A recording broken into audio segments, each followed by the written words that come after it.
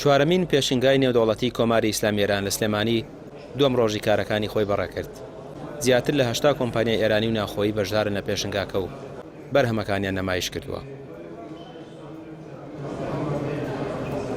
چوارەمین پێشانگای تایبەتی کۆماری ئیسلامی ئێران ئەمڕۆ دووەم ڕۆژی کاکراوەتەوە بۆ مای 5 ڕۆژ بەردەوامە بێ.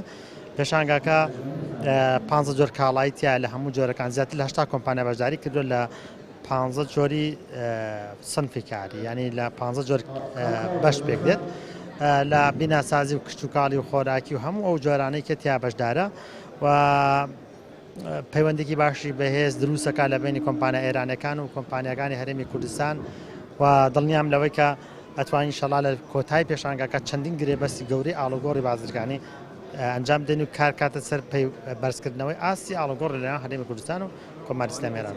قەبارەی بازرگانی کۆماری ئیسلامی ئێران لەگەڵ عێراق ساڵانە زیاتر لە 6 ملیارد دلار و سلێمانیش چەقی ئەو گەشەسەندنە بازرگانیە. سەرۆکی ژووری بازرگانی هاوبەشی ئێران عێراقیش دەڵێت بەراورد بە ساڵی ڕابردوو قەبارەی بازرگانی لەگەڵ سلێمانی 125 زیادی کردووە. پێشبینیش دەکەن بۆ ساڵی ئایندە بگاتە 170.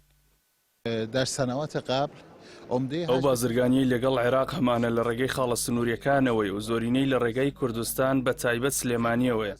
ئێمە بەنیازین پەیوەندی بازرگانیەکانمان لەگەڵ عێراق پەرە پێ بدەین. پێشبینیش دەکەین بۆ ساڵی ئایندە 170 قەبارەی بازرگانیەکانمان زیاتر بکەین.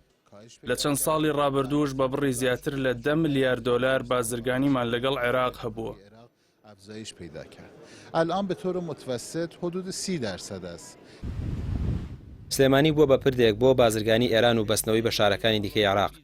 بۆ گەشەسەندنی زیاتری پەیوەندیە بازرگانیەکانیش ئێران زۆربەی بربەستە سنووریەکانی بۆ ئاسانکاری بۆ هاوڵاتیان و بازرگانەکان لابردووە.